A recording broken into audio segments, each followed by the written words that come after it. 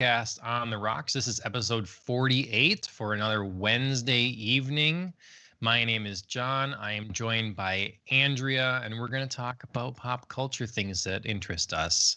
How are you doing this fine evening? I am doing well. I can't believe this week has kind of already flown by, and it's Wednesday. It's Yeah, already the last week of January. How did that right. happen? Were we just like popping champagne and celebrating New Year's, and suddenly, bam, it's February?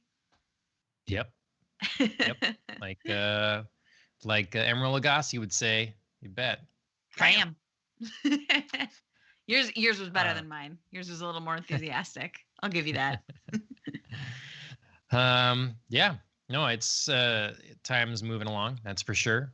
Valentine's will be here before you know it. Yep. I mean, Yep. are you setting early big Valentine's plans?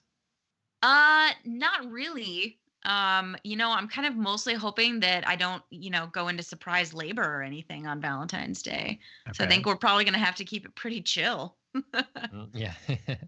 Be a little Yeah, early for me. So, yeah, no, I think yeah. we're just going to like be cool, get some takeout, um, watch some movies, spend some relaxing time because, Sure. soon enough we won't have any relaxing time. So, Sure. That's how true. about you? Yeah, it's been a good week. Started a new game with Ashley. We started playing Little Big Planet 3. Oh, Um, cute. that'd be a fun game to play with a kid. Indeed. Not newborn, but get a little bit older. So that's just fun to jump around, and the art style is really cool and a lot of Sure. cute ideas or whatever in there. Been trying to watch some anime. Mm-hmm. Tried that Jujutsu Kaisen show, and Right.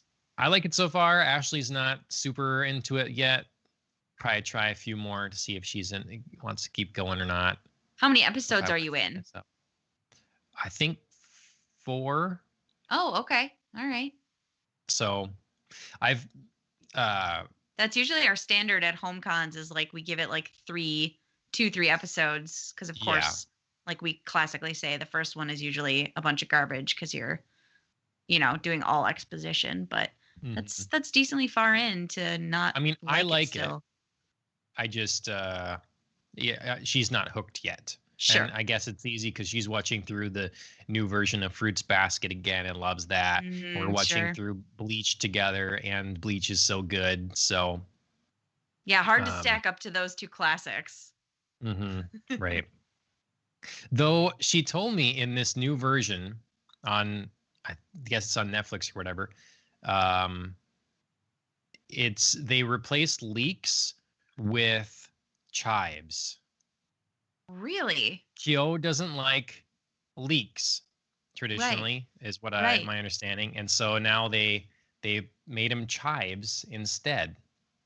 Like people don't know And what leeks are, or whatever, and that's so weird. But why would they know chives more than they would know leeks?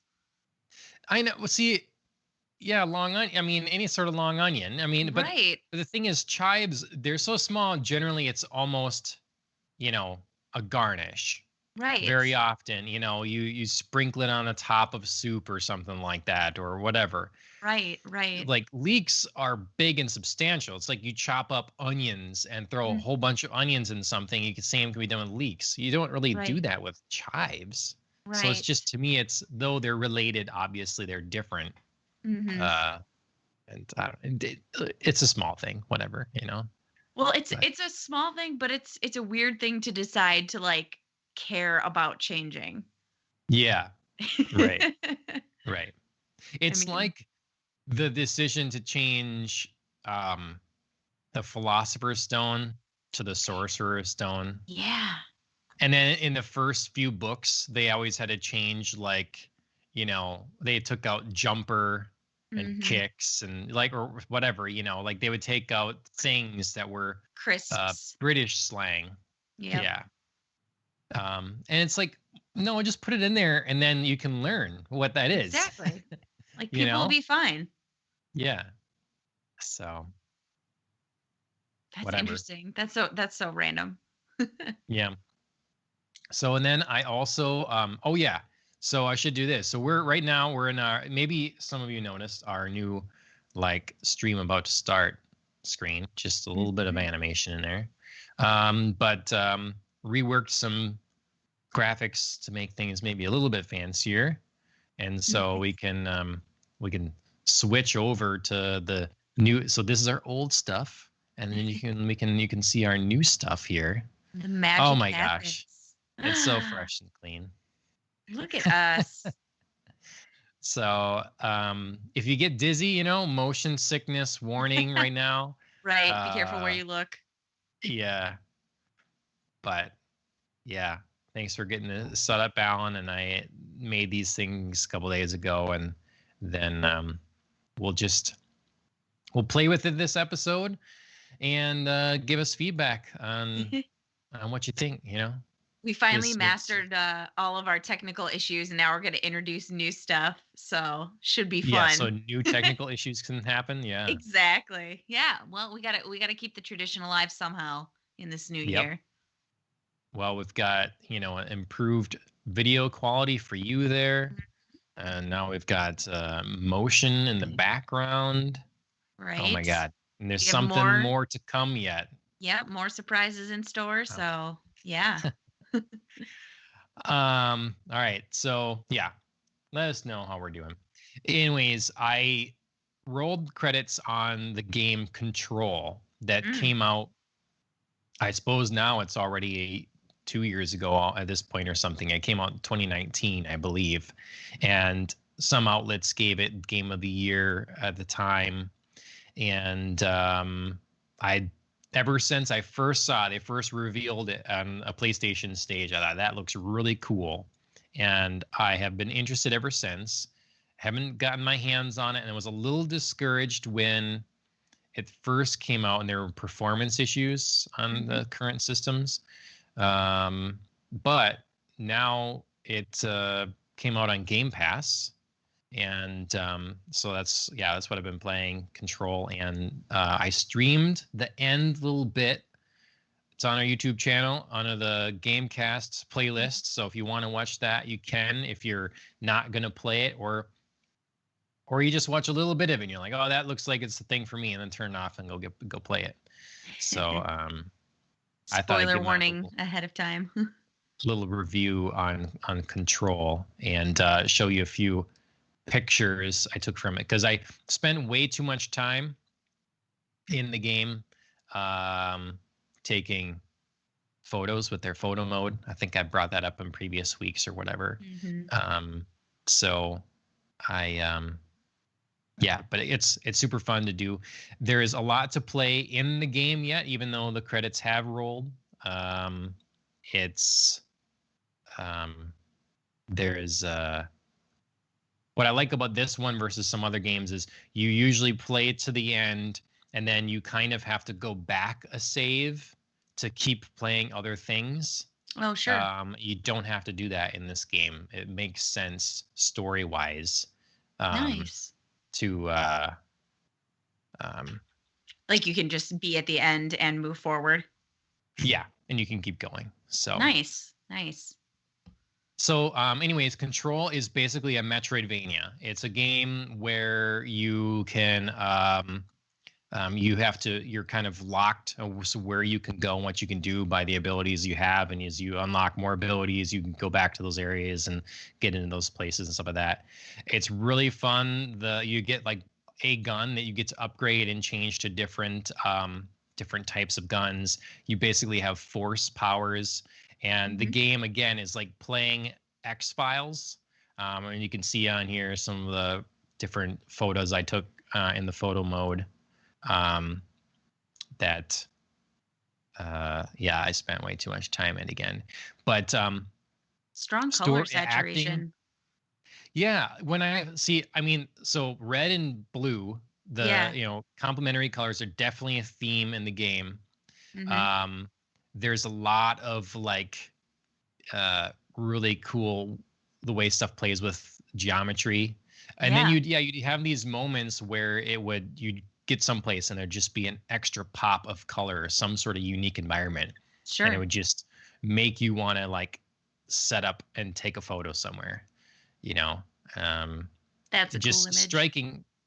Yeah, it's just striking image after striking image in this game. Then so yeah, you'd Mhm. always want to find the right angle or something. Yeah. Um, it must just be random, so you might see some of the same ones. But anyways, it's what else I want to say about it? Yeah, well acted. Hmm. Um, it's it's one of the few games that I've actually wanted to read all the little things you pick up. See, like I love this, like the I don't know, just the geometry that you Yeah. find in here. But sorry for just listening audience. They'll probably be like, what is going on? I'm missing out on what's being talked. Look at this. This is like an Escher, right? Yes. This is like Absolutely. playing with perspective because this thing, it looks like you got a cube basically, but it's just, yeah, I don't know. I like it a lot. But yeah, I always wanted to read all the little pieces of paper that I picked up. It kind of expands the lore of the place that you're running around in. Sure. And yeah, great music. I would give it like we got to come up with our scale or whatever. That's right. We need a Um, system, a rating system. Oh, there's yeah. another one. That looks cool. Yeah, see, I split it, like half and half with the dark and light there, and just like she's in the light, but has to stare down the darkness. Very metaphorical. Yeah. Mm-hmm. I like that it's one of the few nature scenes we've seen. Like you were saying, so much of the cityscape seems to be built like very squarely or very geometrically, with Mm-hmm. definition and intention. And then this is kind of like the few like forest wild, pictures I've seen. So that's pretty cool. Yep. There's definitely that was one of the things that worried me when I first saw the game, other than like, oh, that looks really cool. But I thought, well, after spending enough time in it, maybe it's too much the same kind of environment because you're Mhm. basically in one building. But Oh, interesting. it's a magical building. It's like it's like Hogwarts, kind of thing or something. But to the max because Okay. there are definitely parts that I didn't take pictures of that were very striking as well, and Sure. I wouldn't want to ruin, I guess, every square inch of the game for people. Sure. But I would say that to me, anyways, at least in time to beat the campaign, is the environments you come across do not get boring. So. Okay. So I would give it a, on that 10 scale, if we're going to break it all the way down to a 10 scale, I'd probably give it a 9. I played it Wow. on the Xbox Series X. I played it's technically the last gen version. Is just, it runs higher resolution and 60 frames a second on the next gen ones. They are coming with the next gen version whatever for consoles. But so I did not get to experience ray tracing, unfortunately. Even so, the lighting looks pretty good. But I think only complaints would be, I had thought of them before. I should have wrote them down probably. But Well, they can't be very complaint. major if you're giving a 9 out of 10. Yeah, no, they're small things for sure. Often a game like this, I would complain about save points being too distant. Hmm. That wasn't the case here. Controls were spot on. Better be for a game named Control. I know, right? That would be ironic. There was something that kept this from being a 10. If I think of it later, I will say what it is. Okay. But there were a couple just minor gripes, but Anything to do with the yeah. storyline or playability? No, continuity of anything? a lot. I thought some people were confused by the story or that they were unsatisfied with the ending, but I quite liked the ending a lot. It was Okay. um it's a game that has weird storyline that's not entirely supposed to make 100% sense. They're not going to feed you the whole thing and here it is cut and dry. Like they leave some questions, they leave some to interpretation, and yeah, I guess I would say that if I keep playing this, I might um struggle with finding some of the enemy types to be too similar. Okay. Um, but yeah, highly recommended. You All got right. if you have Game Pass, especially if you have a next gen system or you have an Xbox Series X or a PS4 Pro, or sorry, Xbox One X or a PS4 Pro even, go ahead and pick up this game for sure. You can definitely find it on sale at times as well. It's a game that it gives you great power trips too, because you can like fly and throw people's bodies with the force, basically.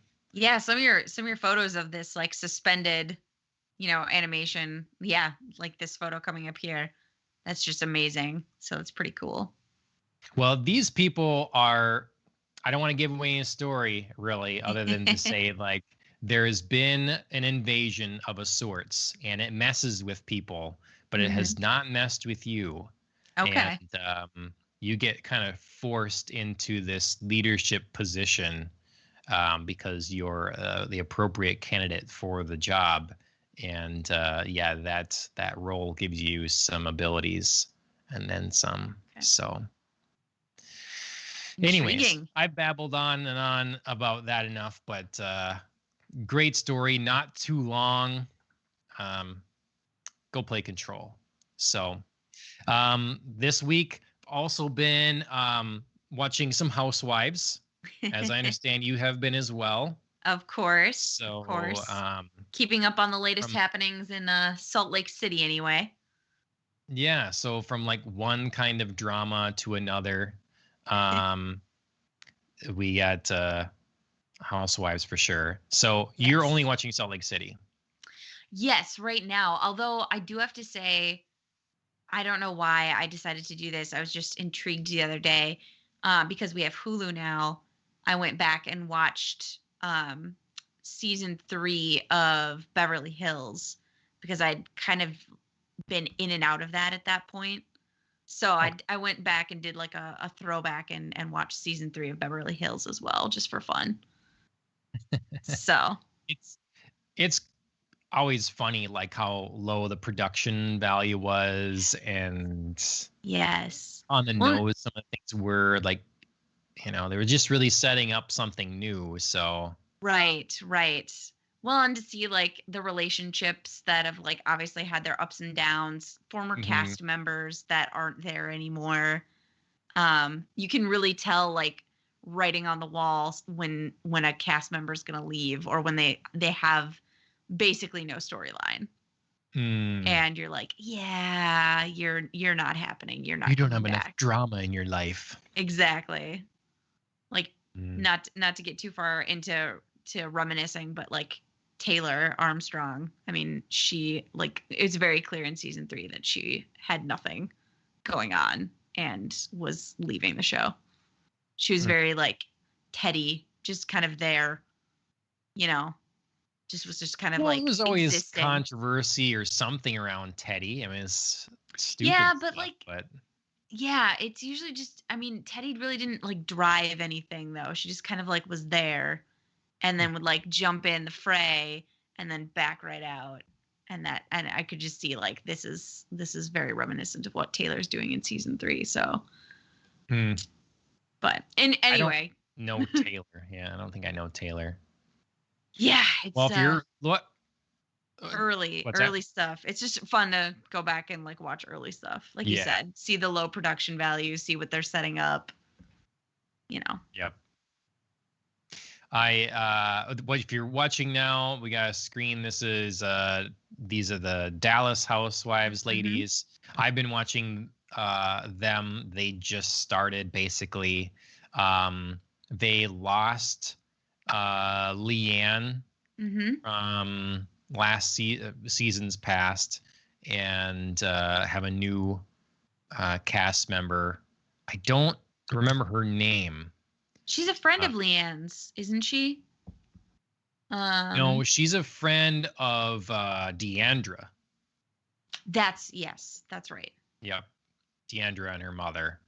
So I don't recall her name, but there's been some funny stuff. She is a Chinese immigrant, and so she took them for dim sum, and so some of them were very comfortable and used to it, and some of them not as much. She's trying to make them eat chicken feet and stuff. Tiffany Moon. Yeah. Okay. Yep, that sounds right. Tiffany. Ashley is not a fan. Okay. Not like her at this point. Okay. I'm holding out judgment. I was gonna say it's been one episode. Like I wasn't sure. No, it's been 3 or something like that. Oh, it's been 3. Okay. Yeah, there's been a few. Yeah. Okay. So. Yeah, I wasn't sure like last season how well I was gonna like Leah on New York, and now she's like my favorite. So. I mean, there's nothing wrong with like holding out and seeing how you feel. Yep. You know, more towards the mid to end. Yep. I was just gonna say, I think it's interesting that Beverly Hills, to bring it back, is also adding a couple of new housewives, and is also adding another Asian housewife, Crystal Minkoff, will be joining the cast this season. So, yeah, getting a little diversity in there. Well, Beverly Hills, who are they losing then? Teddy. Okay. But then they're adding a couple because I mean, obviously they lost. They are. Denise. They lost LVP before. Yep. And then Denise. Denise is not returning. Okay. Yep. So Denise chose to not return, which I think Andy Cohen's been pretty open about, and then Teddy was not asked back. Invited. Yeah. Yep. Do we know why? Kind of what I said before. She just really didn't have anything going on. They felt she was a little boring. So they were just like, sorry, but thanks. Okay. Interesting. Well, I wonder if she'll still show up as a friend because I'm sure she will. I mean, she's so, on Kyle. That's what I was just thinking. I'm sure she's going to pop up in some of Kyle's story, whatever it ends up being. Sometimes it's weird. I mean, like Teddy, I'm happy to see go, but in like Dallas, they have there was a different woman named Carrie. There's a Carrie now, but a different one, and she was great, and I liked her stuff or whatever. But she was, I guess she didn't want to do it, or she got too busy, or she just was too low drama. So sometimes I feel like maybe that's the case. It's not that they don't have any story. It's just that, I don't know, they're too common sense. And you're not flying off the rails ever. Why are you on this show? I don't know. That's a great point, because that's the other thing I noticed about going back to watch specifically season 3 of Beverly Hills, where Yolanda Hadid is on there. Of course, mother of Gigi and Bella Hadid. She's far too level-headed and makes so much sense. She flies off the handle at basically nothing. and she's just like so down to earth and like even keeled that clearly she's like way too mature for all of this and just like wasn't going to be a regular. You know what I mean? Like she was, but yeah, they just couldn't provoke her. She didn't get riled up at all. So yeah. Bummer to see her, because she was a really fun like character and had an interesting life. But yeah, if you don't like you said, if you maybe have a story but you're not dramatic enough, you're also not going to be on there. So well, that's why there is always people are always accusatory that this was just invented for a storyline. You knew you were going to say this because they're looking for a storyline for each person. Yeah. What is going to be your thing this season, Exactly. And so, yeah. Well, okay. So Salt Lake City, you're enjoying? Yes. Okay. Yes, I do enjoy Salt Lake City still. I mean, this most recent one, we're getting the first like girls trip because they're all in Vegas. Um, Yes. and yeah, I'm enjoying Salt Lake City. I can definitely see some writing on the wall as far as like Mary never goes anywhere with any of the cast or is invited to anything Yeah. ever. And I'm kind of feeling like even though she potentially had the most interesting stories, she's just never there Yeah. enough and isn't Yep. doing anything. So I kind of feel like I don't know, unless something crazy dramatic happens, she's not really going to be a part of the show moving forward. I agree. I mean, it seems like she's just removing herself. And it's like you're on this show, it's brand new. You know, I think my thing to Ashley was you don't have the luxury at this point to just skip out Right. on all this Sit stuff. back. Yeah. Yeah. You know, it wasn't like Lisa Vanderpump that even though, yeah, it wasn't going to last if she's not going to be a part of anything, she could, and you could still see what she's doing and stuff because she's been there so long. Exactly. Like This is just odd. It's like, no, you're gonna have to have these confrontations. That's what this show is. right. Like her lunch that she set up, I thought like, okay, like here we go. Like we're getting in the Hmm. middle of everything. And then like the second those couple of episodes were over, it was like she just disappeared from my Yep. screen and is like only there when Whitney needs to call her to like reference like a point she made. And then she's like not on the screen again. And I Hmm. was like, you can't just really be like a reference. You can't just be, Yep. like a oh hey, I'm gonna pop in for this phone call and then you're not gonna see me for the rest of the 45-minute episode. So Yep. yeah. Um Jen is nuts. she is totally nuts. She is you know, Whoa. whatever the stuff she's going through and stuff, whatever she is unstable. Yes. Yes. And I So. enjoyed that for a while and now I feel like I need her to like take maybe just a teensy step back from that ledge. Because I really truly enjoy Heather and the spa owner who's also been divorced and has 3 kids. hmm, yep. Um Yep. Yep. and I feel like she and Jen, were having this like cute little bonding moment when they got to Vegas and they were shoe shopping and it was adorable. Hmm. And Hmm. then like Heather brought up a very reasonable thing about Jen's fight with Whitney and Jen just like lost it and was like, The only reason I haven't yeah. you slapped Whitney is because she's your friend. And I was like, wait a minute, like she's your friend now? Like she wasn't Jen's friend before? Because I felt like she was, and they were, she's like, I talk to you all the time and I tell you about like all these meaningful things in my life. And I was like, that's not your definition of a friend? Like, I If don't know. It was you just slight her at all, like it's yeah, just over. it's 0 to 60, which I mean we all And saw at Sharif's birthday party when she like threw yeah, that glass, and I was like loving that drama. That was a bunch of fun. But yeah, now it's just like too much too often. Like you got to be reasonable sometimes. yeah. See, and then I felt bad for her when she's talking to her husband, and it's like, I can't take this anymore. You're Totally. gone too much, Yeah. all this stuff. But then you can't maintain any sympathy or us understanding you if you just fly off the rails again. And you still Exactly. have you think like you take that moment to like, okay, I wish Whitney hadn't brought this up to me at the party. Right. That would be really nice. But I am responsible for my actions, and Right. I am the one that ruined my husband's party because I went nuts. Exactly. Exactly. Then we But could have had she this can't do whole that. yeah, we could have had this whole like, she and Sharif are talking. Like she finally Yeah, expressed to him, like you said, she needs him around more. Like she just can't do it. yeah. She, she's not feeling very stable. And it was like this great moment. And she could have carried that into this episode and said, I hate what happened. Part of me thinks it was inappropriate for Whitney to bring this up at my party, which it was. But on the other hand, I didn't need to fly off the handle. And also it led to this really great moment that I had with my husband. So I guess, you know, Hmm. Right. wasn't my finest hour, but we're going to move forward now in a better way.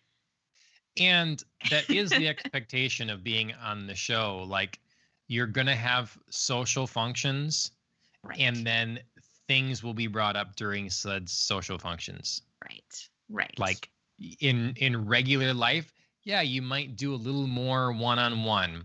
And they Right. do one-on-ones in this too, but there's less of it. Producers are like, isn't this the time to bring it up? And then Whitney's like drinking a whole bunch. She's like, I better go and say it, like Right. she couldn't even get it out. So Get my liquid courage on. Yeah. yeah. A little Yep. too much courage. Yep. Yeah. So Well, it's still been entertaining, and I still I'm still like committed to like finishing out the season and seeing where this all goes. I think it's still like interesting characters. And the setting of Salt Lake City is very interesting to me still, just like the whole backdrop of like, Mormonism. But we'll see. We'll see where the season finally ends up. I'm not sure right now. So you're watching some other stuff too this week? It's not all just been Housewives. Yeah, I mean, to kind of sieg into, Bravo-esque, or Bravo related. I've also been watching Bling Empire on Netflix, which marketed itself as like a Crazy Rich Asians in real life. And it's sort of that, but really it's just housewives focused on a couple of different Asian families rather than just like. But it's housewives. Like completely fictional, right? No, it's not. It's not. It's a reality show. Oh, okay. Yeah. So I don't know. I watched gosh, this must have been a year ago now. Bravo premiered Family Karma, which was about a couple of different Indian families. Yeah. Yeah, This is basically like the Asian version of that. Okay. So, but yeah, it like markets itself as Crazy Rich Asians in real life, and then I mean, it kind of is, but you just like really that we're just following these couple families who hang out together around in Beverly Hills. So familiar setting, of course. And it's good. It's just, it's not anything new. And I don't think they push it enough. It's very safe. It's very familiar territory. It's very like, we're going to do our own version of the whole Bravo thing. And it doesn't bring anything new to the table, unfortunately.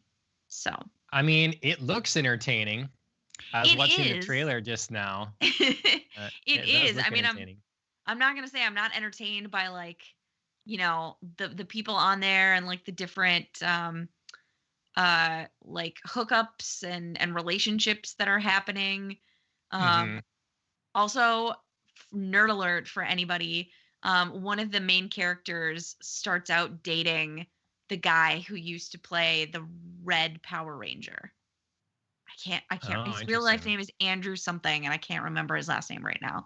But yeah, they like showed that for a little bit, and I was just like, oh my god, Power Rangers, that's hilarious. But yeah, I won't like spoiler that whole like relationship as it goes through its up and downs, but it's just kind of funny. But yeah, it's good. Like I said, I wish it would like do something a little different, like push the envelope a little bit more. I should have I should have looked at this earlier and given Alan this trailer, because it would have been no, it's not Austin St. John. Red Ranger. Maybe I've got the wrong color Ranger. Could definitely be it. Let's see. Andrew Power Production value looks good. Yeah, it is pretty good. Yeah, he is the Red Power Ranger. He's not the original one though. That's my bad. Okay, he's in a later one or something. Yes. Okay. Well, those didn't even count. It's not real. It's not real.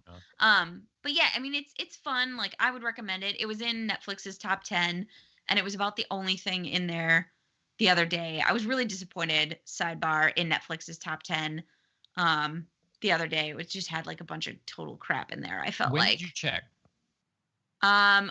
like 4, 5, 6 days ago Okay. All when I right. started watching Bling Because Empire. I'll throw it in there real quick right now because that just reminded me because I Sure. checked top 10 before too and thought was but there's a show that's very big in Japan. I started some of it. I'm watching it again. I'll probably watch it on the plane. It's Demon Slayer, and Demon Oh Slayer yeah, okay. just came to Netflix, and I think that was number 9 in the top 10 there. So Okay. that one's good. Yeah, I've heard that that is good, and also what's the other one that's in the top 10 that I heard was good? Lupin. Okay. I heard that was really I mean, good that too, has but no relation to Lupin the Third, does it? no, it doesn't. It's not. It's Okay. just a title similarity. Yeah, but I think probably like a large chunk of my disappointment stemmed from the fact that like number 1 most watched out of the top 10 was Fate, the Winx Club on Netflix, and I was just like, "Oh my god, like no, stop it." It's like based off of a Saturday morning cartoon about fairies and like their like different elemental powers and stuff like this. I just remember because it was like on when I was a kid, right before everything I wanted to watch. I had to like suffer through like at least 5 minutes of like the Winx Club. Okay. And it was just like way too girly for me. And then I was just like, oh man, now we're making, teen drama, like real life live action shows out of this. So yeah, highly disappointed in Netflix for that and the fact that it's like number 1 right now. But Sure. Yep. But anyway, Bling Empire was in there. It's fun. If you're not ready to jump into like a whole Bravo universe of Real Housewives, this is like a good fun introduction for the Netflix crowd. Nice. Yeah. And then the other thing I've been watching, apparently I'm very Asian show centric right now. I've been watching Fresh Off the Boat. Can I just say that very Asian show centric? I mean, it's like, but none of these are actual Asian shows, really. So no, they're just about Asian families. Yes. Okay. All right. But yeah, so I've been watching Fresh Off the Boat on Hulu, and that, I mean, it didn't premiere all that long ago, but it was definitely the show that launched Constance Wu, lead, of course, in the actual movie Crazy Rich Asians. And it is hilarious. I did not expect it to be so funny. Oh yeah, 2015. Yeah, just 6 years ago then. It is absolutely hilarious. I really love it. I'm only about halfway through the first season, but I can't recommend it enough right now. Sure. Definitely give it a shot. Cool. Yeah, I remember when it premiered, and yes, I ended up watching a couple episodes of it. Randall Park plays the dad, and he is also absolutely hilarious. He's also in the great Netflix movie Always Be My Maybe with Ali Wong, and the best guest appearance of Keanu Reeves I've ever seen. Well, he was also in that movie that was banned in some places, and what was that with Seth Rogen, and he played Kim Jong-un. Oh, I'm quite sure that's him. He was the interview. Heavier. Yeah. The interview. Yeah. Yeah. Really? Mm-hmm. That's where I first saw him. And so when this show was being advertised, I'm like, oh, hey, that's that guy, isn't it? He's also Randall Park is also in Aquaman. He's like the scientist who's like obsessed with proving that Aquaman is real, and he and Manta are talking at the end about how they want to get Aquaman. That's right. And Alan is saying that he's going to be in WandaVision. He hasn't been so far. No, yeah. But apparently we can look forward to seeing him in WandaVision. So that's cool. That'll be fun. He's a good actor. Yeah, cool. all the little 6 degrees of, Yeah. Kevin Bacon. Exactly, Hollywood style. How many shows can we connect you to? And how many geeky pop culture things, from Housewives to Crazy Rich Asians and WandaVision. How did we make that leap? I mean, I'm sure we could get to. I mean, we could make this work. So we've got So if we're going to drink specials, I mean, that's what we've been watching this week. We're going to drink specials. The first one is Irish Coffee Day.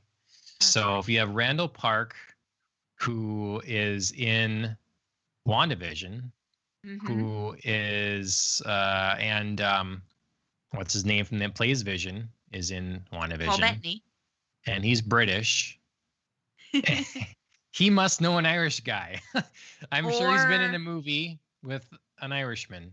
Yeah. Well, yeah, he's got to have been. He's been in almost everything.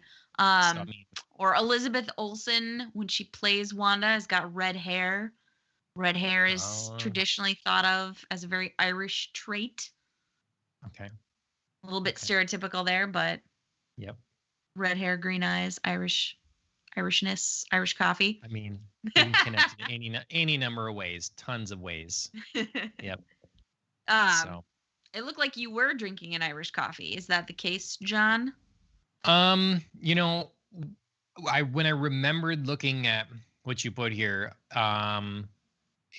I saw this Brandy Alexander thing. So it was like brandy, creme de cacao. And so I thought, okay, well, that just reminds me of creamy drinks. So that reminds me of like a White Russian. And this is not Irish coffee in the sense that it's not whiskey in here. It's vodka. Sure. So it's like it's mixing an Irish coffee and a White Russian, I guess. Okay. Because there's cream in there too, yeah. Well, there'd be cream in, yeah. It's not Irish coffee because it's not whiskey. There you go. Look at Alan crushing it. He made our Irish connection for us. Paul Bettany is in Age of Ultron. Carrie Condon is Irish. Yep. Who takes over as Stark's, of course, voice guide. Because Friday is his new system after Jarvis goes. Oh, yeah. Okay. So I don't really know what to call that. Like digital helper, servant, something. You're a digital assistant, yeah. Digital assistant. Yeah. Yeah. It's not to trigger people's devices, but it's your Siri or Amazon Assistant or Google Assistant, Alexa, except actually incredibly useful. Right, yes. Because it will understand, I mean, an actual artificial intelligence, not just a machine learning program. Right. And one that can bring you your super suit. So, Yeah. Already more useful. Yep. So yeah, the 25th, it's Irish Coffee Day. Yes. A couple days ago. So I'm close to celebrating that. And then I hadn't heard of this drink. A Brandy Alexander? Yeah. That's funny. So 4 days from now, the 31st, already the last day of January, it is going to be Brandy Alexander Day. So this is actually a drink that I'm quite familiar with because it's my mom's favorite drink to have at Christmas. And she will only have it made by my grandfather. So it's brandy and creme de cacao. So pretty simple, but it's just, nice, like warming drink for the holidays. This part, though, I didn't know. So the Brandy Alexander is a spinoff of the original Alexander cocktail, which substitutes gin for the brandy. Which doesn't sound good. No, thank you. That was my first thought. That sounds absolutely disgusting. Who wanted to make this cocktail and who drank it? And thank God that somebody thought to put brandy in there instead. We should do it. Should try it. Yeah. At some point, I'm going to have to because I'm too intrigued by whatever this flavor combination is supposed to be. Your first non-pregnant drink, Alexander. Yeah, bring it to the hospital and just, cheers it out. Immediately spit it out. Yeah. Yeah, it'll probably have to be. I mean, I'm a gin lover, so I'd be willing to experiment, I guess. And I know we have gin Right. around the house, but yeah, this combination just sounds like absolutely terrible. Hmm. So I don't know why that was ever popular, but I'm gonna have to try it out and see at some point. Okay. Well, we've got some news stories to pound out here. Mhm. Starting out with a sad one. Um, Yes. Larry King has passed away. Mm-hmm. Um, he's not a young whippersnapper anymore. So, I No, mean, believe he was 87 when he passed away just this last week, January 23rd. So, but was doing what he was doing for a long time. Definitely yes. an iconic figure Mm-hmm. in the television personality scene. I mean, like professional interviewer. Mm-hmm. Did you watch Larry King a lot I or didn't anything? a lot, but I definitely watched Larry King. He had some pretty iconic interviews and moments, I think, over the years. I mean, he interviewed over 60,000 people. I mean, of course he's going to have, like I Right. said, some pretty iconic moments. Um but something I didn't know is that none of his interviews were scripted. Like he never ever ever had set questions that he would ask despite having like notes and things. So even his own production crew were just like, we can't plan for the episode. We're just going to have to roll with whatever, Yep. Larry King is going to want to talk about. So, Yep. yeah, I think it's pretty There's cool that, he just like off the cuff did all of that and was just so successful and was just like a naturally, curious and gifted interviewer. mhm. There is one guy I listen to now that I think worked with him some, and Hmm. this guy's um, they've interviewed each other, and he's sort of his inspiration. So he tries to not to do the same kind of thing, go in Yeah, without scripted anything, and just really trying to be interested in what someone else is saying and exactly. learning from what they have to say. Yeah.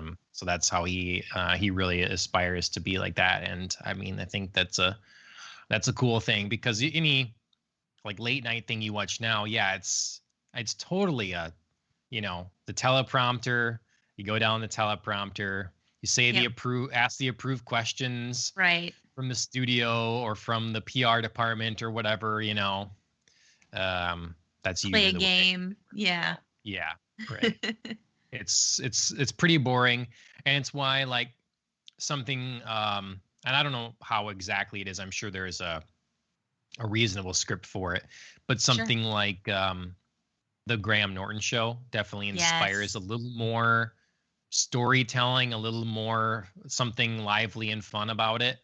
Yes, I um, that a agree. lot of shows are lacking. So Yeah, I think it's a combination of, when you interview multiple people at the same time, there's less chance of sticking, like with one yeah. person just sticking to their story because everybody has interjections and like funny things. They're like, "Oh, right. I heard this thing." But then also I think the nice part is Graham Norton really gets out of the way. He'll like throw something out there and then just kind of like back off and let, his couple Mhm. of guests take over with whatever he's thrown out there. And it does lead to like funny and surprising things. And I think Larry King kind of well, excuse me, did the same thing. I Mhm. was about to say Yeah, does. He did the same thing where, he would ask a question and then just like get out of the interviewee's way while they talked and just listened. And that just, led to some really cool organic stories and topics of conversation. So sure. it's a gift for sure. Yep. Well, thoughts go out to the Larry King's family, and Hmm. I'm sure there's a lot of content available for you to watch and consume that would still be interesting at any point to listen to Hmm. if you're interested. So, Indeed. um, from a real life tragedy to a fantasy tragedy in the hearts of nerds everywhere, we moved to Game of Thrones talk.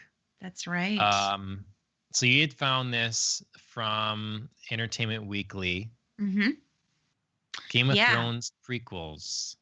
Yeah. So HBO is planning to create a roster of Game of Thrones prequels, kind of following in the footsteps of Disney Plus as they've ordered, how many Star Wars shows now. I think we're up to the double digits for sure. Um, kind of ordering prequels and spin-offs and different kinds of things. So yeah, so they're set to do the same. I know that they a while back had started on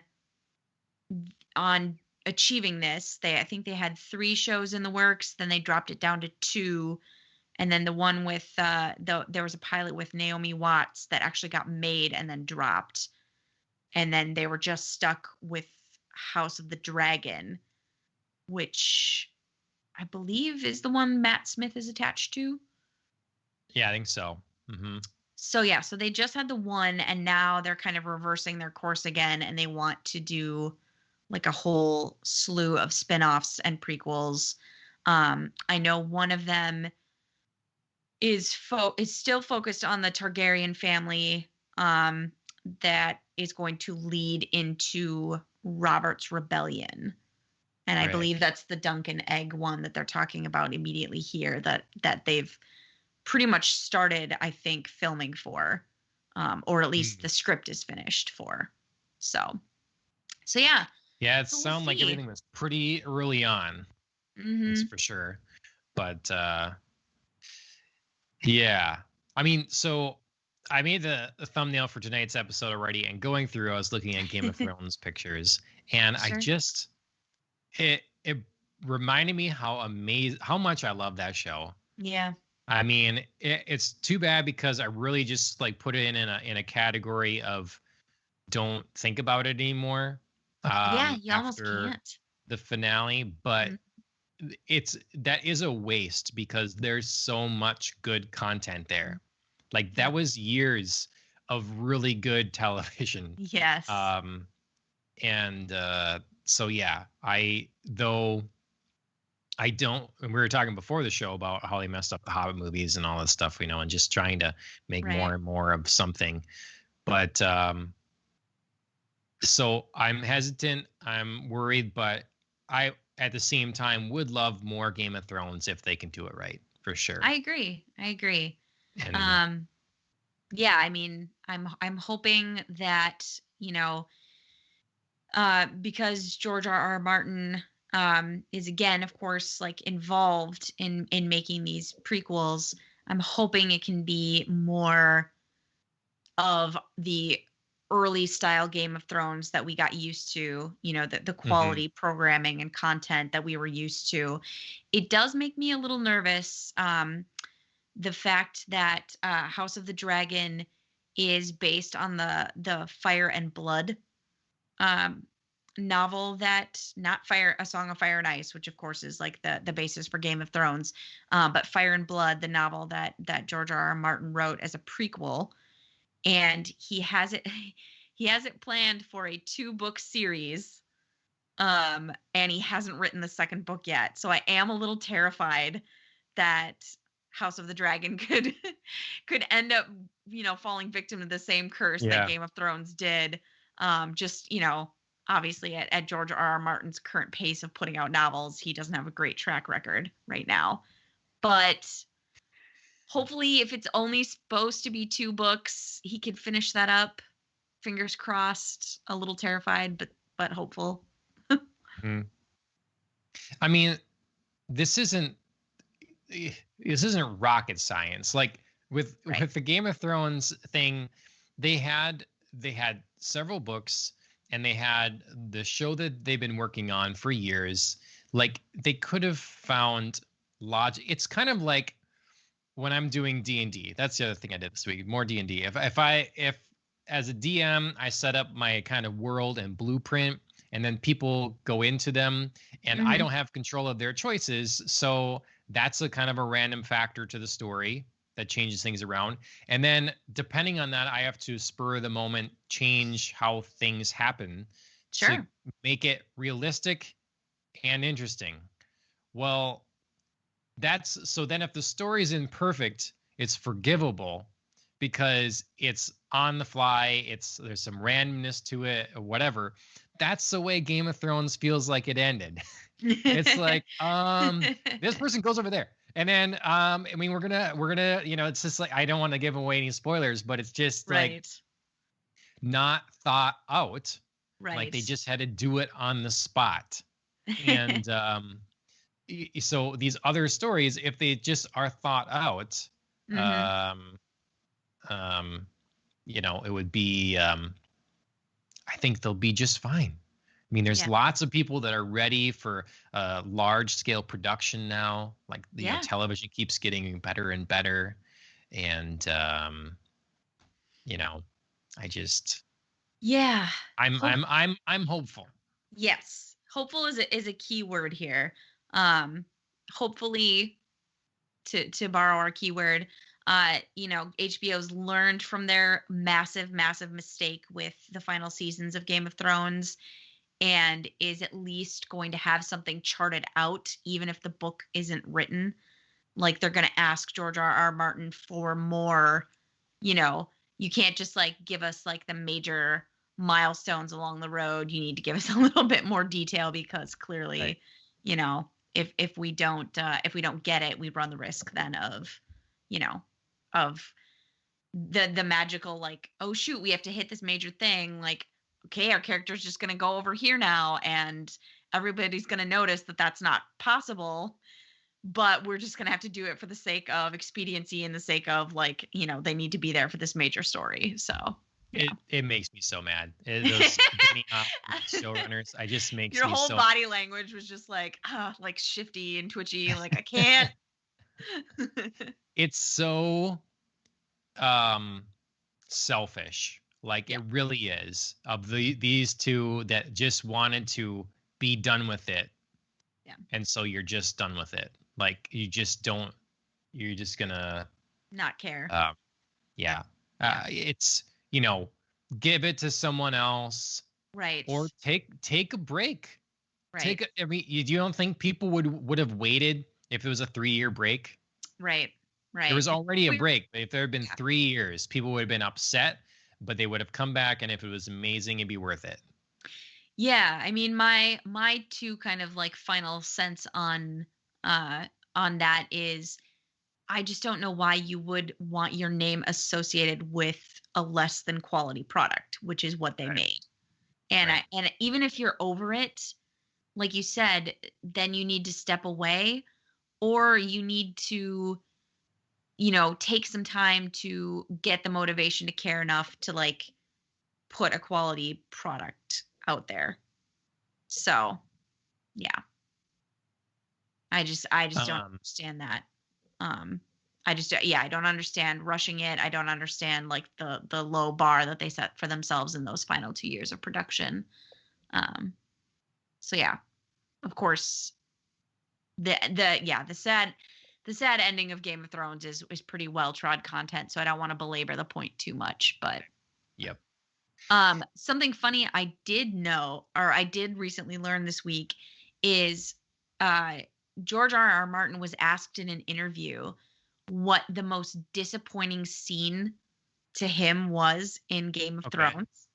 Mm-hmm. And the answer is this spoilery scene? No, it's definitely not. The answer totally blew me out of the water though. Just like I was just like, what? Like this out of all the things you had to choose from and you chose this. So it's from season 1. And I mean, I don't know why it's from season 1 because season 1 was amazing, but it's, he said back in the early days of season 1, we had a huge budget, but it wasn't enough to do what I wanted to do and to visualize things the way I wanted them all of the time. So we had to, of course, make some executive decisions. And he said the biggest disappointment to him was Robert Baratheon going hunting in the first season because they're just literally walking around the forest with spears. And he's like, if you've ever like studied history, and studied boar hunting in England and in Europe, like, you know, it's this like huge grand procession with like, you know, like you've got horses and you've got like at least, for a king, you would have like 50 outriders and like lords and nobles, and it would be this like huge major event. And he was like, we just had four guys walking with some spears in a forest, and somehow like that was the king going hunting.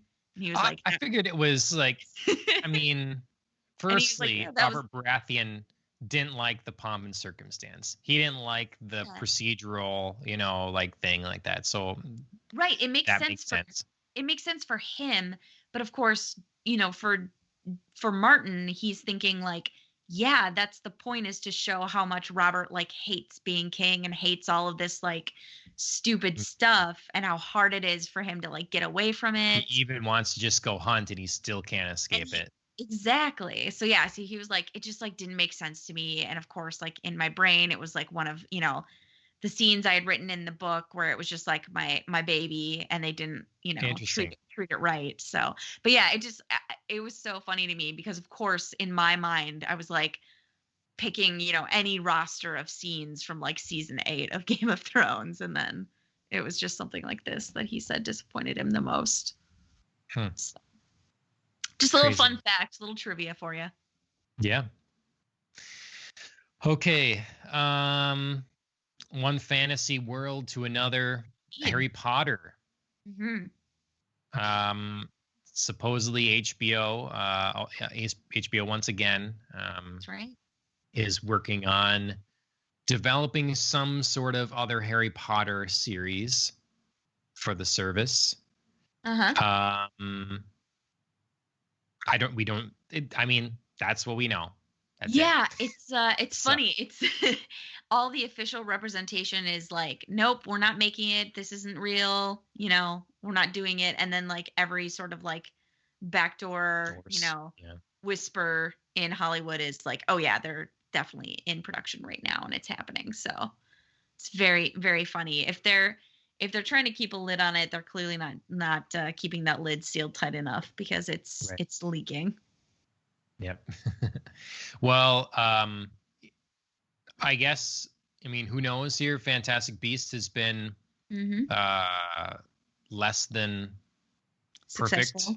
Yeah, it's going to be difficult to recapture like how a spectacular, really, getting 8 movies in a row with the Mm-hmm. same principal cast, Mm-hmm. and all of them are at least, good movies. They're all quality. Yeah. Is pretty quite an achievement, I would say, and quite a unique thing in the Hollywood film industry. So redoing that in some fashion is going to be very difficult. Mm-hmm. I know there had been rumors before about redoing the movies, Yeah. which is Mm-hmm. asinine. If that's that's just someone needs to be slapped. Yep. But I'm Too soon. hoping this is I know, like I talked about it years ago now, that how cool it would be to have a more adult-oriented Harry Potter world show on HBO Mm-hmm. that was about the founding of Hogwarts. Yes. That would be amazing. And I think other people are probably talking about it. I'm sure it's like, it's just an obvious thing. Sure. The school is such a focal point. Sure. And you hear about the founders, but it's just this lore that's built that's just begging to be explored. Yeah. Yeah. I mean, all we're getting is Harry Potter series, which of course makes your mind jump to, oh, it must be content about the books. But like you said, that's not necessarily the case. There's so much other lore to explore. And of course, we can't discount the possibility that this could be like a Harry Potter and the Cursed Child, kind of setting, where so that's the play that was written, and then it's about like adult Harry. Yeah.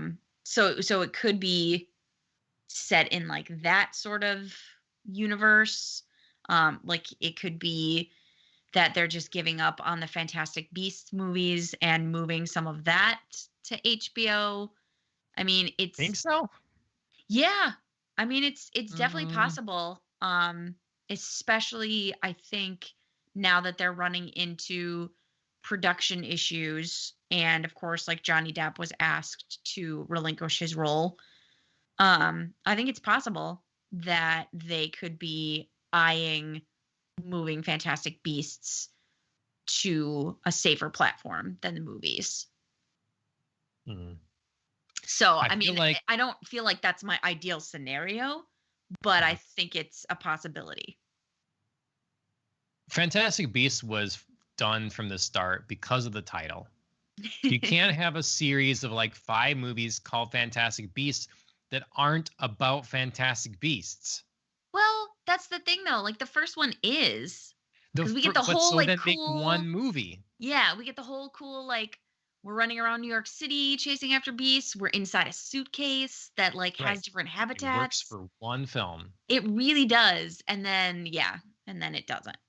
Because like you said, we pulled the focus away from what made Fantastic Beasts cool, which was beasts. Um, and we tried to focus like too much. I think this is a classic problem, like adding too much in places that don't need it. Like we added too much human drama and human element to the second movie of Fantastic Beasts, and it just didn't work out. I think they needed a trilogy, and they could call it, I forget what the event is called that when Grindelwald is coming, but it could have been called Oh yeah. Grindelwald. It could have been, but there was something, I thought that there was the name of the event. But you do it because Yeah. clearly the focus is becoming Grindelwald, his rise, and Dumbledore realizing that he cares too much for him. So I'm going to start sending out other people to do my bidding and get rid of Right. him. Like Yeah, that's, it feels like that was supposed to be the focus of those films, and they tried to like backdoor entry into that story, but they did it a little too much. You know what I'm saying? Like so like we're introduced to that story through the eyes of like Newt Scamander. Um but they focused a little too much on him for that whole first movie. So then that when we were shifting to the second movie where it's like, oh, we're gonna like, talk more about Grindelwald and what happened, it felt very abrupt mhm. because the first movie had so much focus on Newt, his journey, his beasts, it I mean, almost I felt think like I was just gonna say it almost felt like it was like the background to um, like Newt Scamander's book that's referenced in Harry Potter all the time. yeah, So like that's what the expectation by calling it Fantastic right, Beasts and saying it's about the guy that wrote Fantastic Beasts, right, that it's like about that. It's like right, journey to discover and find creatures that he is going to write about in this book, and right, the troubles he goes through traveling the world to do this or whatever, kind of right, be a one shot thing. But then you could have it be a thing where this character happens to be your like central protagonist that has hmm to go through this trying time, and we see it through his eyes, hmm but it still wouldn't be called Fantastic Beasts. And right, he'd maybe use more beasts and stuff to get things done or whatever, right, it'd be a part of his life, but it's not the focus. right. So yeah. We'll Well, see. I mean, yep. this is an interesting rumor. And we, like I said, know almost nothing about it other than the fact that, you know, it's supposedly happening right now, even though officially the word is we're not doing it. So we'll see what comes out of this news. Yep. I'm plug one more thing quickly while we're on the top of Yeah. HBO. The Little Things comes out Friday, I think, in Yes. theaters and on HBO Max. Indeed. Quite a cast. It's like Jared Leto and the guy from Denzel that. Washington. Well, yes, that's like obvious one I couldn't think of, but then Remy Malek. yeah, Yeah. Malik. So it looks good to me. It looks like a really well done thriller. Hmm. So I'm interested in giving that a shot. So that's Yeah. Friday on HBO. I think it'll be interesting to see Malik in this type of movie because of course he's going to be our next Bond villain whenever the heck No Time to Die comes out. Oh, trigger warning for John. um We need a flashing sign for our own trigger warning. um but I do think it's good to kind of see him in a more tense, like you said, thriller, just to see kind of, I don't know, I feel like Malik's few biggest roles haven't led me to think, oh yeah, like he's going to be a great Bond villain. So I'm kind of excited to see what he can do with this kind of material and against very strong actors such as Denzel Washington and Jared Leto. Yeah. Yeah. And then a little bit of video game news quickly, Mm-hmm. um, before we get to two more shows, and then we'll continue and finish up with WandaVision. Mm-hmm. This last week, Microsoft did something really odd and stupid. So, I mean, not uncommon for the company, I guess, but so they have in the gaming space a couple of services. They have Yes. Xbox Live Gold Mm-hmm. and they have Xbox Game Pass Ultimate. Yes. I think maybe you can still get Game Pass, but generally it's Game Pass Ultimate. Mm-hmm. And Game Pass Ultimate includes your access to over 100 games you can download and play. It includes access to Xbox Live Gold and Yes. includes this Game Pass on PC and then the cloud streaming, which is like in beta. It's an amazing deal. It's probably the best deal in gaming. People always say that. I think it's true. It's where I play Control. Mm-hmm. They release financials and they just hit, I think, 18 million subscribers. So they're moving along. Last spring it was at 10 million. So I think so they've gained 8 million people, whatever. It's $15 a month. And yeah, I think you can still just get Game Pass for $10 a month at this point without all of the stuff. But Xbox Live Gold is a weird thing that everybody thinks is going away, and I'm sure it will go away. It's kind of an outdated thing where you get some games free each month, Mm-hmm. and then you need it if you're going to play games online with people. Yes. That's basically all it does. And the argument is on other platforms, you like even a free to play game, you don't need to pay anyone to play online with others. On PC, you've definitely not had, another environment that basically is Microsoft's. You don't have to pay anything to play online. Sure. So people are already like, why do I need Xbox Live Gold in this day and age? So what they decided to do was to double the price of Xbox Live Gold to make it an even worse value. Yeah. And then force people that just have it so they can play Fortnite or Rocket League with their friends online, to pay twice as much or to have to upgrade to Game Pass Ultimate. Yep. Now, Game Pass Ultimate is what you should do anyways. But a lot of people maybe don't play that many games. They just have a couple they want to do and they just want to play them online. So the weird thing is they had this already. Xbox has had this image right now of being consumer friendly. Mm-hmm. Microsoft, they bought Bethesda. They're going to let everybody else play, those games on their systems too. They're the nice guys. They're all about crossplay and all this, and they talk a good game, but then they go and do this, and it looks really bad. Yeah. So within the day, there was enough like chaos and grumbling and bemoaning on Twitter and everywhere that they reversed course and made free-to-play games free to play, not requiring Xbox Live Gold. So Smart that's choice. the drama. Smart choice. Yeah, like you said, I am a big fan of Game Pass Ultimate, but you're not going to convince anybody to sign up for that by basically forcing them into that deal.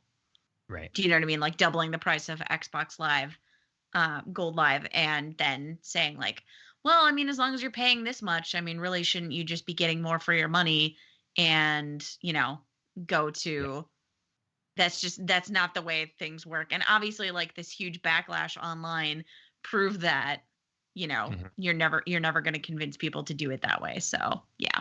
Yeah. It's just silly A because near Microsoft miss. has been showing signs that they're very aware of playing the long game in the gaming space. And so they just released their, like I say, their financials. They made tons of money. Like you would drive more people to the platform by just saying, hey, you can play any game online as online capabilities for free. Mhm. That's fine. Don't worry about it. And just getting rid of Xbox Live Gold because it's going to happen anyways. So they don't, I'm sure their thought was they'll gain a couple million extra subscribers or something, to go to Game Pass Ultimate. But even if you would increase the price by like $3 a month, some sort of increase to just double it, so weird. It's so obvious. There's no step. There's no like gradual. Yeah. Right. Yeah. It's very weird. And I want to know if Phil Spencer personally signed off on this or not. Someone better ask him in an interview. I'm guessing he's going to stay away from interviews for a little while. Yeah. Well, he can't avoid it forever, I think. No. But yeah, it'll be interesting to see what the official team says about that near miss that they had there. Yep. Well, some people had said too, like they responded to it like, "Whoopsie, oops," Yeah, no, sorry. no, that's not a whoopsie. This was a planned and approved. So. Yep. Yeah, just how far up the approval went, we can speculate. But yeah, no, it wasn't just a little like, oops, our bad. Yep. So Microsoft, be better. Okay. Did you get to watch the Resident Evil, the demo and stuff? I didn't. Okay. So don't tell me if you did. Okay. All right. I saw just a little bit of it. It wasn't long. It was short, so you'll be able to watch it quickly if you will go watch it. What I did watch in its entirety was they released a demo that's not part of the game, but they released a demo for the PlayStation 5, and I watched someone play through that. Okay. And it looks really good. Awesome. Like it definitely looks like a next gen game. It's just very ornate, very detailed. Awesome. Yeah, it looks really good. So I'm so excited. Yeah, that was unfortunately the one thing I did not get to this week. So okay. Very well, yeah, you should take a look because it's definitely short. I won't say anything else about it here, but okay, I'll promise that we can talk about it next week. Okay. I'm gonna try to work on Resident Evil 2 remake here. Yet I'm in the middle of that, so sure. Got my Resident Evil in as well. Other shows. I want to see, it's out now. There's first 3 episodes are available Friday. So Losing Alice on Apple TV Plus. Apple TV Plus is finally getting some more content that looks interesting to me. They had the second season of Servant come out. Yes. And I don't know that I care, but it still looks interesting, I guess, or well done. Is a new movie with Justin Timberlake. Right. So yeah, they're getting some more content. Losing Alice to me is very looked really good. It looks definitely like some sort of, again, thriller, people getting in over their head. It stars a woman that's in Daredevil. She's great in Daredevil, so I'm hoping for her to be great in this.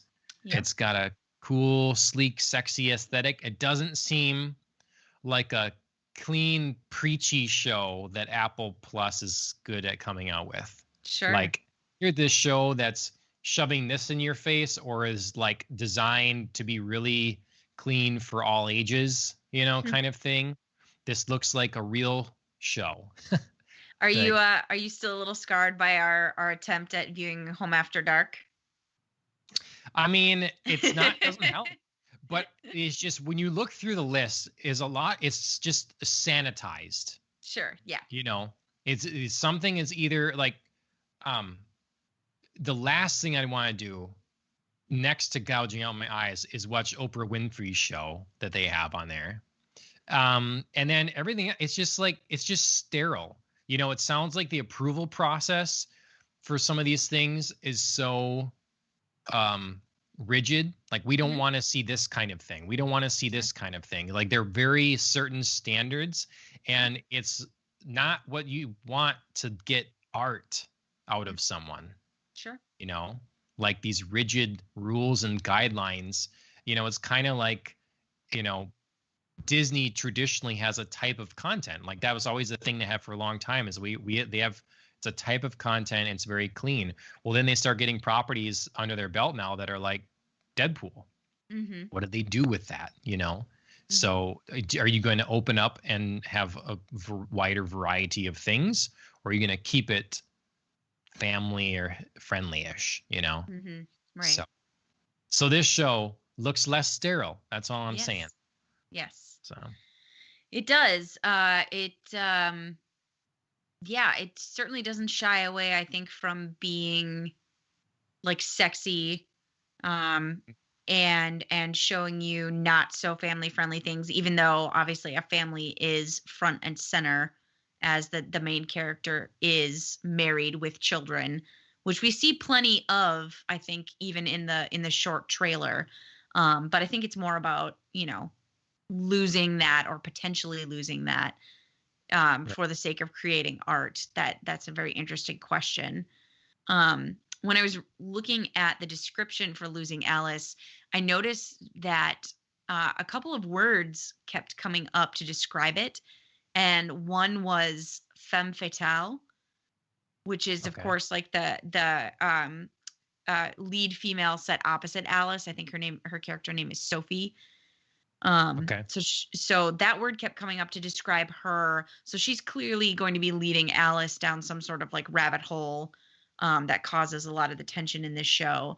And then the other word was Faustian, which I thought was very interesting. So clearly there's something to this show that is going to be about, and I'm just speculating here, but it's going to be about, what are you willing to give up and lose of yourself in order to gain like fame, power, money, or maybe, the true essence or creation of art in this case, since Alice is a film director.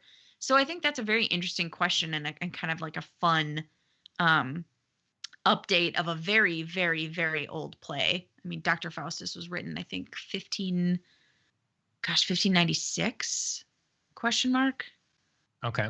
So yeah, so I just thought it was interesting that they're reaching so far back and kind of basing it loosely off the story of Faustus, who of course sells his soul to the devil to gain money, fame, fortune, power, and ends up finding it all very empty. So sure, we'll see what our new Faustus goes through. Yeah, and if you're watching, you can see this image. You can see like it looks. This could come out of the game Control. I guess you can see why the aesthetic very noir. Yeah, I mean, you just make that pinkish hue for the light more red. Yeah, more red, and you got an image from Control. Yeah. Same kind of geometric patterns on the hotel wall, it seems. Yeah. So very interesting. 1587, so you're pretty close. Yeah, 1587 for like the original Legend of Faustus. I was thinking of Kit Marlowe's manuscript. Christopher Marlowe was, of course, like the the contemporary of Shakespeare. And I think there's 2 versions of the original play Faustus that came out, and I think 1596 is the first one, but I'm not positive. And then like 1616 is the other edited version. But that's getting a little like in the weeds. Sorry. Nerddom is showing. Well, I mean, yeah, I mean, classic stories, they don't fade away. So well, and I think it's cool that they're not like trying to redo something very recent. I mean, if you're gonna like, I mean, the story of Faustus is very generic. 1592. There we go. Yeah, I was close. I was close on that one.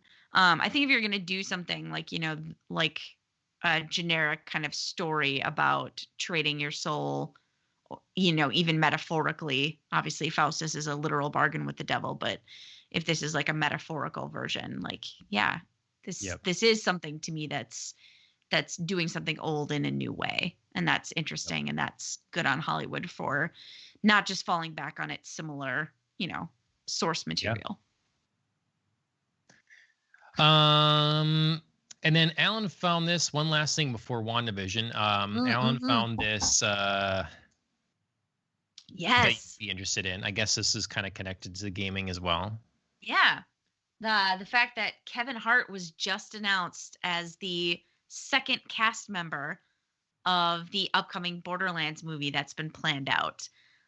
The only other cast member that's been announced so far who's definitively tied to the project is Cate Blanchett as Lilith. And I was reading, so Kevin Hart's been cast as Roland, soldier class type in Borderlands, and who also at a time dates Lilith in one of the storylines. So I'm a little like, I'm not against this maybe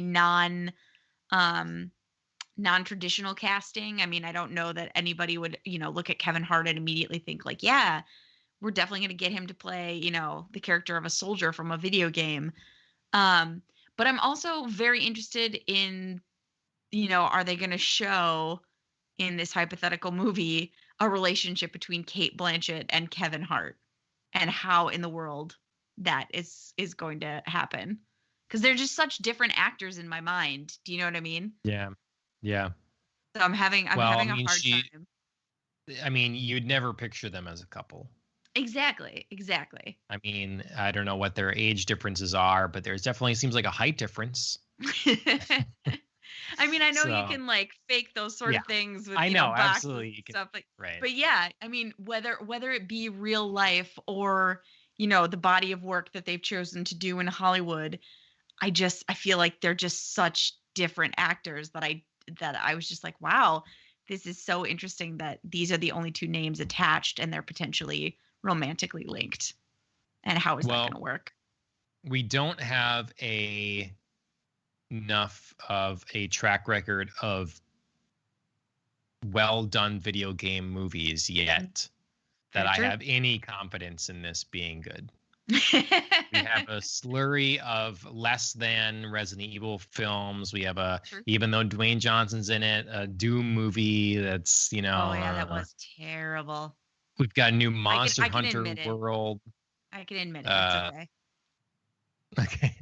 Yeah, there's a Monster Hunter movie, whatever, I'm sure is terrible. Like, it's just not good. So there's Uncharted movie that's finally actually being made. We'll see. Sony is clearly, they seem like they're never sure if they want to be in the movie entertainment industry or not.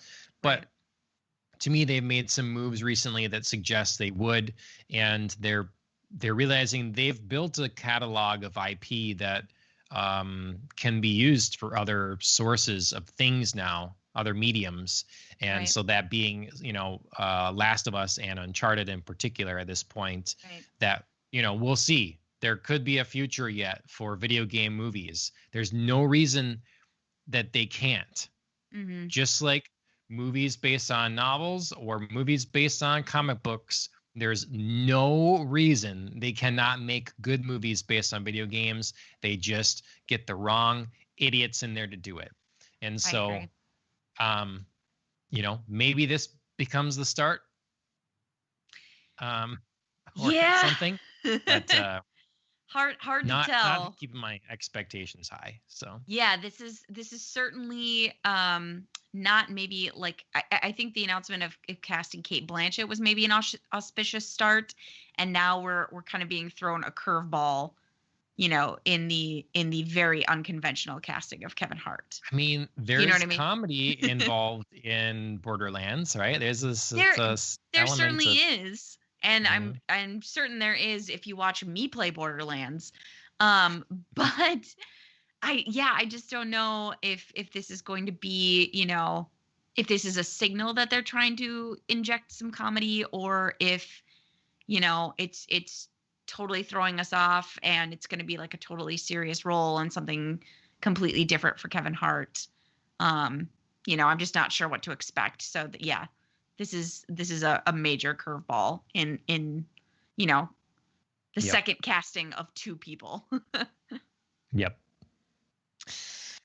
All right. Well, spoiler time. Indeed. WandaVision.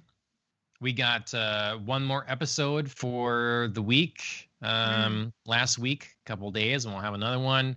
WandaVision episode 3. We're moving up an era. yes. I guess to my untrained eye, it was a little unspecific, but I think you wrote, 60s and 70s, and it seems like, yeah, somewhere in there. It's the Brady Yes. Bunch vibes. Yes. Um, New I opening that we Yep. got, new Mm, fake opening to the Yep. TV show. Made me want to watch the Jetsons.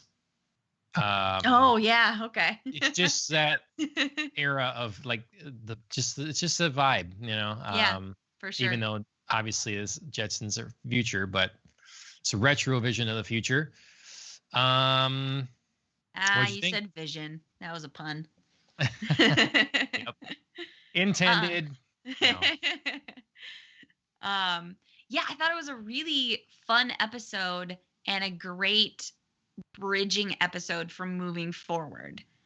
Um, because we not only got, like this time skip in the fake, WandaVision show, we also got some connections sprinkled throughout the show, more directly to, the world of the Avengers and the events that we've known and have seen, or have been talked about. So yeah, it was a great, like, we've set up this like fake TV world that's happening. We're going to expand on how like fake that is in this episode by, having a neighbor stand in front of a literal painted backdrop instead of a house.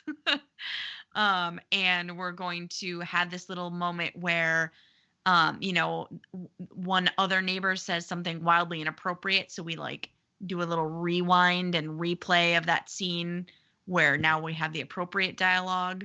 Yep. So yes, it was fun to see all of this strangeness that we got hinted at in the first two episodes finally start manifesting itself. And even if we don't know where it's going, it's clearly leading somewhere outside of this little world, as we are physically ejected, kind of along with Yeah. one of the key players at the end. We're physically ejected from the world, both in her getting kicked out and then also us, seeing the picture on the screen expand to be widescreen at the Sure. end. Yep. So yeah, so we're getting hints that like we're getting hints quite literally at a wider world. I really hope so. I enjoy this episode. It has funny things, but I'm really not into it for the funniness. Okay. Like you say, Like more classic the shenanigans, and stuff. yeah, the I mean, sitcom-y hijinks and yeah, that's situations. cute for 5 minutes for me. And then I want the Truman Show-esque things. I want Sure. I love the moments of the confusion or the weird things happening, Yeah. that are eerie. I want more of that, and so I really hope things start hitting the fan soon. We're Yeah. getting more. We're seeing Wanda defend this existence more voraciously, and but yeah, I think that if they go much more than if they go more than 4 episodes without like starting to get something more substantial, Yeah. I'll be disappointed. Not Yeah. that I won't keep watching and ultimately enjoy what happens, Yeah. but I just think for the pacing of the show, they need to pick it up. Yeah, it feels about the time where something major needs to happen. And like I said, we got the hint of it with the neighbor, I think Janet being kicked out and into, what looks like the present moment. We got a hint at that, but we need more. We need something to really build here on what's exactly happening. Um Potentially could have something to, tie into with the twins. I'm not really sure what kind of role, the babies are going to play moving forward, but yeah. Yeah, I mean the person, the Janet or whatever that got kicked out, that's I believe LeBeau. I don't know if it was Mary LeBeau. I don't remember. There's a guy I follow that's one of his favorite characters. Yeah, Alan pulled a picture of her, and so Perfect. Thank you. she is a known comic book character, Hmm. and I think her as a little child was in Captain Marvel. Oh, Uh, okay. that's where they introduced that character, I believe. And so Sure. now she's an Sure. Yep. adult, and so you can know that she is someone that is like in there working for Sword or something, Hmm. trying to break this reality or figure out what's going on or get or whatever is happening. But she Right. is like an agent, and Wanda recognizes she's not supposed to be there. And Right. so this is the first time we get to see her as an adult, and hopefully we get to keep seeing more of her, or she doesn't just get like shoved to the Hmm. next Captain Marvel movie or something. So Yeah. Yeah. Hopefully it's not just like a quick cameo and then yeah. out. Um, yeah, I mean, she was obviously a major part of the first few episodes, serving as the talent show coordinator, I think, in episode 2. That was still her, wasn't it? Um, I Um, and then now she's in this one, obviously, like basically with Wanda throughout the entire, birthing process, which I found hilarious. And as someone who's about to give birth myself, understood that that's not exactly how that goes. right. Also, an unqualified person cannot tell you, oh boy, it's time to push. So just take a quick look down there and yep, ready to go. This is labor. That's definitely not how that works. So Right. So it's interesting how let's see. So she is yeah, see they like didn't want to give away, I guess, the identity because she's originally listed as Geraldine. But then I Geraldine, saw okay. in the end credits Monica Rambeau. Okay. So yeah. They definitely don't call her Monica in this episode. When Right. when all the That's neighbors are that's her talking real about her. name, and she Yeah. is yeah. So it's kind of interesting that they put her in the end credits and give her that name, say that name in Yeah. there Hmm. instead of saving that for later, you know. Right. But Mike is just stopping in to say hi Hey, Mike. quickly. Um, thanks for popping in. We got new graphics, new layouts. Yep. New look for So us. yeah. So you have to let us know as time goes on what you think. Thanks. Any other thoughts on this episode? Yeah, I thought it was fun that we, like I said before, we got a little hint of what we've, come to recognize as canon for the Marvel universe through the movies. I hadn't thought about Quicksilver, Wanda's brother Pietro, in a long, long time. And to have that brought up in this episode, I thought Mm, was kind of a fun nod, to the fact that, like, right, not only does Wanda have twins, she once was a twin, right. which, Yep. I think is easy to forget because, of course, he was there so briefly. Yeah. So bringing up that and bringing up Ultron, was a good reminder for us and for Wanda, that there's like an outside world and things that have happened that we need to remember. So Yeah. but of course that mention also makes Wanda clearly uncomfortable and a little bit unstable, as she seems to be the catalyst for rewinding that little moment so that it doesn't happen, which again brings me kind of back to one of my original theories, is that this universe is constructed somehow, and it's shielding Wanda from like facing some of the tragedy that she's faced in her life, like losing Vision, like, spoiler alert, potentially losing the twins, depending on where we are in her storyline. So do you think that, so you're setting yourself in the camp yet that she has been put in here? Yes, tentatively. I don't know how willingly, perhaps. We never really got to check in on Wanda's mental state at the end of Endgame. And we just kind of gloss over the fact, as the viewer, of course, again, there's so many Avengers, there's so much to do, so much to fit into one movie. You can't spend a whole lot of time really with each character, but we never get to check in on Wanda's mental state after Vision is gone. Right. I mean, we get this like big, beautiful, much deserved moment for Tony Stark, for everyone to grieve, a little throw in of, Black Widow, and then we don't really touch on Vision much, even though, everybody acknowledges that, Scarlet Witch is there and she's lost someone, but we don't really talk about it. We don't really get to see how that affects her. So I just kind of have the feeling that this show is in part some way to work that out. Right. Well, I I guess I won't speculate anymore. I don't know. I mean, we need answers. Give us answers. We do need answers. The other thing I want answers about is the commercials that keep popping up.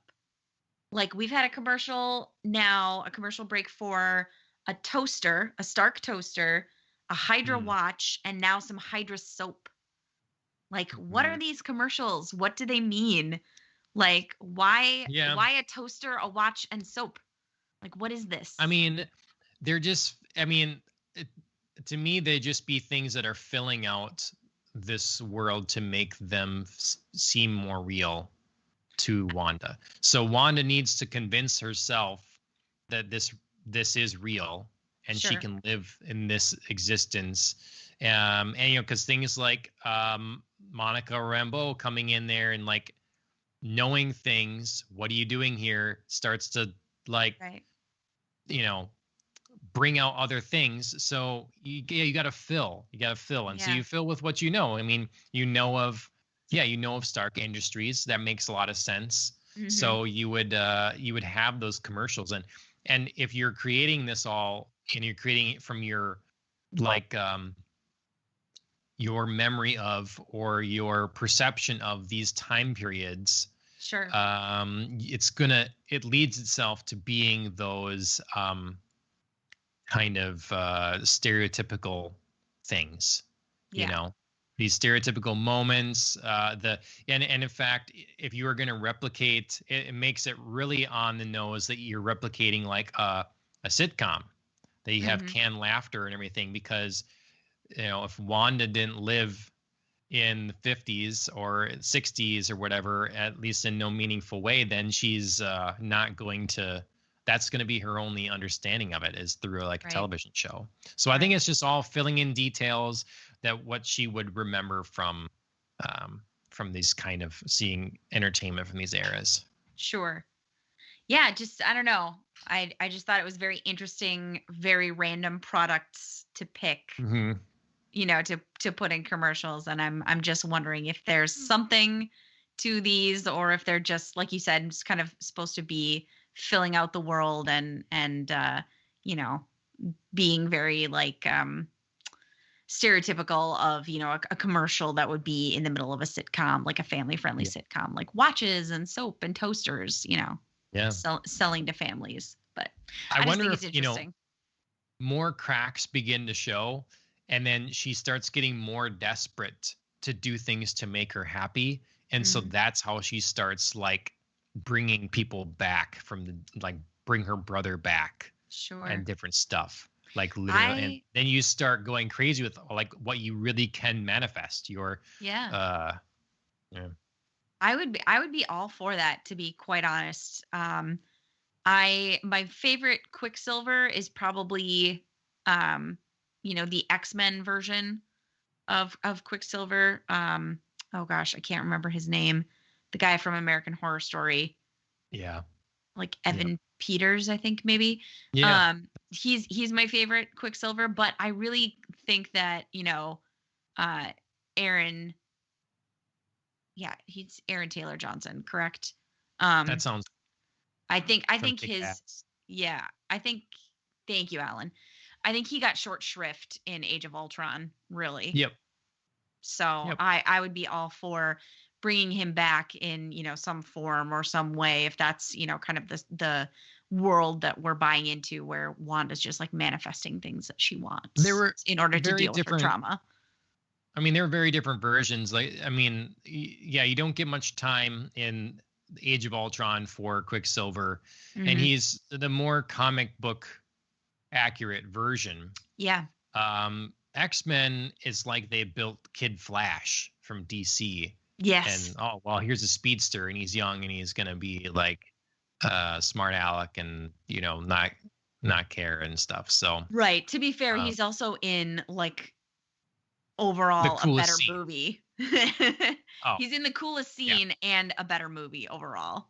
So I think that sort of like yeah, lends, it's a good X-Men film. Yeah. Mhm. that sort of lends to his performance. Whereas like Age of Ultron, probably if you were going to ask audiences to rank the Avengers movies, would probably be consistently at the bottom.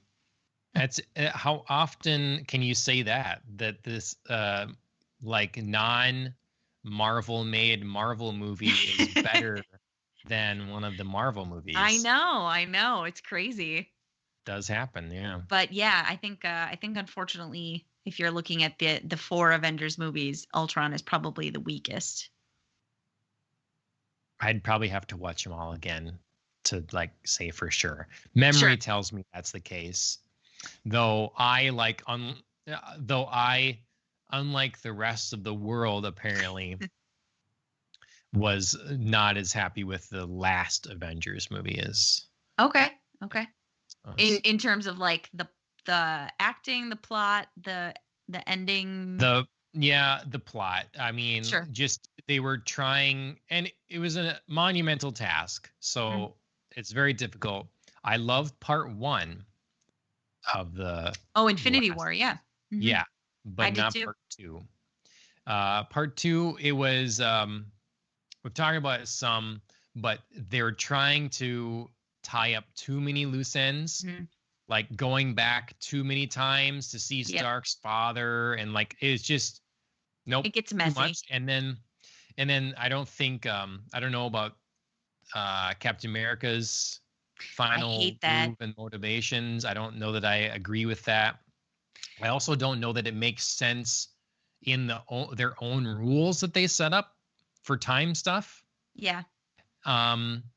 And I have Yep. very big issues, and I had this when I watched Bleach too. But like honestly, I am judging these multi-billion-dollar films or whatever, Mhm. with a more critical eye, as I think I should. there are some major power inconsistencies and issues with the people. Like in Avengers the part 1, Sure. the group of people, one of the best scene in the movie is they almost get the glove off Yes. of what's his face? Thanos. Yes, Thanos. Yeah, Josh Brolin. Great scene. That the coordination, it's Yes. very well done. And it shows you like his strength or whatever. And then at the end of that one, he gets chopped and almost killed. If Thor had been less cocky or whatever, he could have killed him then and there. Well, so now you get to the next one where he doesn't even have the glove, if I recall, for a long time. Mm-hmm. And somehow he's able to stand toe to toe with, like, he's taking on Iron Man, Captain America, and Thor. Mm-hmm. And they can't touch him. Yeah. No. Yeah. And then he manages to avoid Scarlet Witch. Scarlet Witch would have tore him in two. Yeah. In a blink of an eye. Yeah. So then it's too much. They were working on too much fan service. They got to have Captain America pick up the hammer and just like, no. Yeah. By the time they get to the final battle, it's like every single Avenger plus some has got to have a go at Thanos first. Yeah. And it's a little bit much, even with the gauntlet. Right. Yeah. Is this your run-of-the-mill anime, or is this like the end of a 10-year era of $1 million movies that have been acclaimed the world over? And you just have to resort to fan service because you want to have a big baddie boss, battle or whatever. Well, it is. I mean, it is a little bit of fan service. Well, it's a lot of fan service, but yeah, basically. They should be above that. So, anyways, you heard it here. The one person that is disappointed by the last Avengers movie. I don't think you're. I was gonna say you're probably not the only person who's disappointed by the last Avengers movie. But I think generally, in terms of speaking, it is, if you would ask a wide, commercial audience, they would probably rank it above Age of Ultron, which is fair.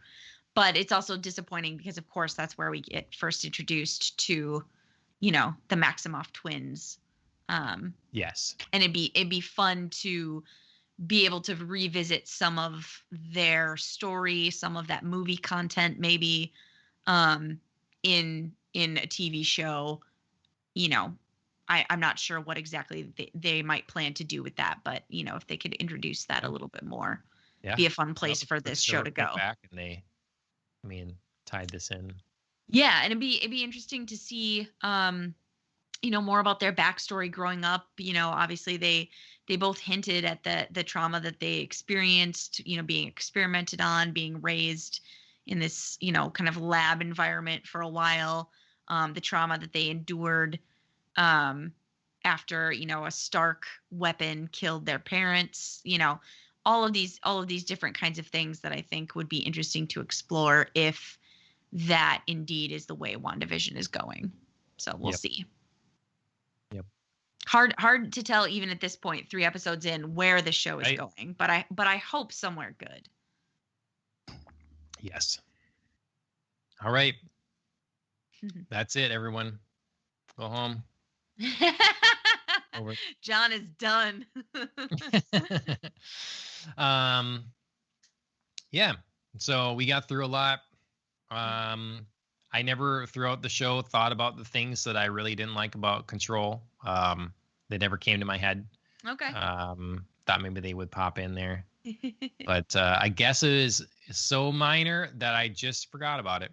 Well, I was going to say, 9 out of 10 is still an exceptionally solid rating. So, I just thought of it. Oh, all right. Let's hear it. So the way you navigate the map, I actually do like it.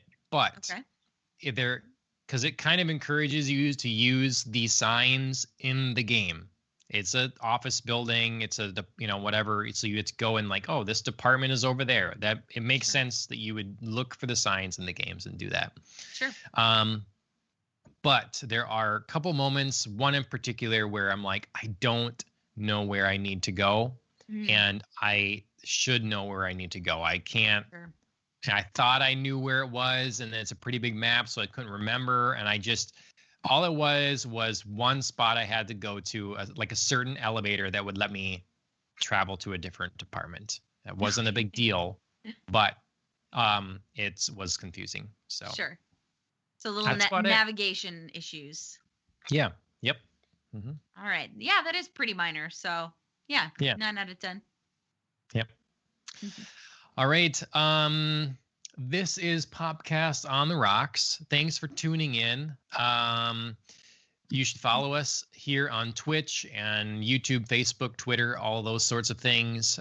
Check out the website. Feel free to tweet us or leave comments wherever, or on YouTube. If you want to watch that last bit of Control, it's on our YouTube page on the Gamecast playlist. If you want to see more stuff like that, let us know.